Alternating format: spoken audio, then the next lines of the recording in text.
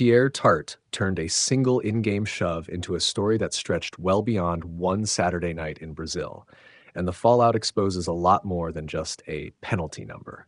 Below is a full, in-depth breakdown of what happened, why the league handled it the way it did, how social media amplified the moment, and what the episode means for players, teams, and the NFL going forward. Quick recap.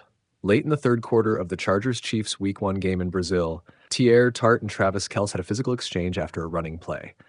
Tart slapped Kelce across the helmet with an open hand. Officials threw a 15-yard unnecessary roughness flag, and Tart remained in the game. Days later, the NFL fined Tart $12,172 under its first offense striking fine schedule. Tart then posted an Instagram message that read in part, "I'm too swift with it even in Brazil," which inflamed social media reaction and made the moment far louder than the fine itself. Why there was no ejection, the fine detail that matters. On the surface, fans expected a toss. Hitting a player in the head area often looks ejection-worthy. The difference in this situation came down to two things: the nature of the blow and how officials interpreted it in real time. Broadly speaking, the league and on-field refs distinguished an open-hand slap from a closed-fist punch. That distinction matters in how the NFL applies rules for disqualification. In the game, the refs judged Tart's strike as an open-hand blow rather than a fighting punch, so the in-game remedy was a 15-yard penalty rather than an immediate ejection. That distinction left coaches and viewers frustrated. Chiefs coach Andy Reid publicly said he didn't understand the rule, and the public confusion is legitimate. Rules that hinge on fine physical distinctions invite debate when they are enforced in split seconds. The league's post-game fine signals they considered Tart's action punishable, but not to the degree that required removing him from the contest. Why the league fined instead of suspending Light? The NFL has an established disciplinary framework. For on-field striking offenses, first-time monetary fines in the low five figures are common. The league appears to be balancing deterrence and proportionality. Punish the conduct so there's a consequence, but reserve suspensions for the most egregious or violent incidents. Fines are public, measurable, and avoid retroactively altering the immediate competitive landscape of a game. In other words, the fine says this was unacceptable without dramatically reshaping the matchup's outcome. The social media multiplier, Tart's Instagram post, and the swift-angle Tart's post after the game didn't help. It was read as taunting. And because Travis Kelce is closely associated with pop culture figure Taylor Swift, the comment drew a larger, more emotional audience.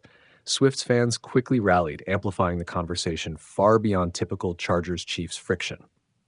Social platforms converted a sports altercation into a culturally charged moment, inviting fans, pundits, and sponsors to weigh in. That attention increases reputational risk far beyond the monetary fine. An ill-advised post can cost goodwill, endorsements, and public support in ways a league fine can't fix. How Tart's penalty compares with other recent discipline and why people think the system is inconsistent. Fans naturally compare punishments. Days earlier, Eagles DT Jalen Carter was ejected for spitting on Dak Prescott and later fined a much larger sum, with the ejection treated as a one-game suspension. That contrast, a violent-looking spit leading to an ejection and a bigger fine versus an open-hand slap resulting in a penalty plus a modest fine, fuels perceptions of inconsistency. There are legitimate reasons for the difference. Spitting is widely considered uniquely degrading and was captured as a clear disqualifying act. But the optics leave room for questions about uniformity and how the league explains its choices. Game level and team consequences. In the short term, Tart stayed in the game and the Chargers won 27-21, so the on-field results stood. But the incident adds fuel to an AFC West rivalry that's already intense. Emotions can escalate in subsequent matchups, and replayed clips make retribution and escalation real risks. Both teams and the league must assume this episode will be a storyline the next time they meet. That changes preparation, messaging, and the disciplinary lens officials will bring to future interactions. Lessons for players and teams. Practical takeaways. 1.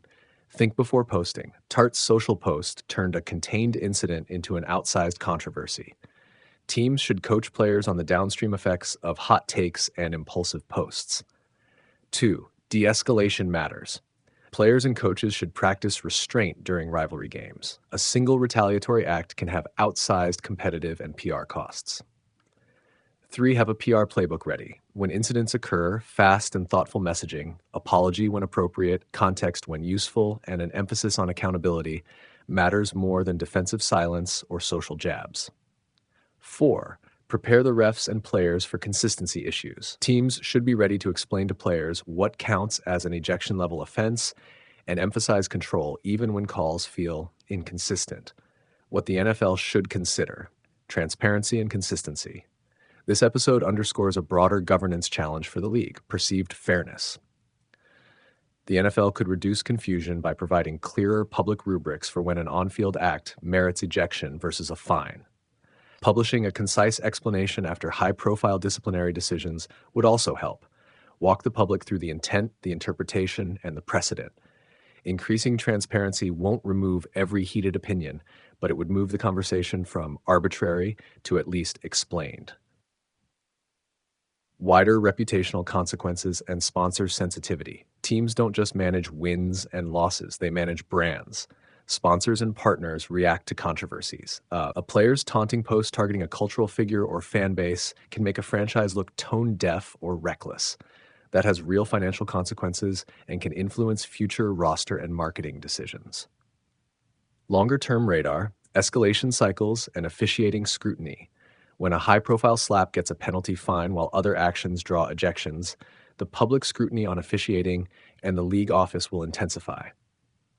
Officials should expect closer scrutiny in future divisional clashes, and the league should anticipate calls for standardized post-game explanations after contentious rulings. Without some form of accountability or communication, heat will keep building.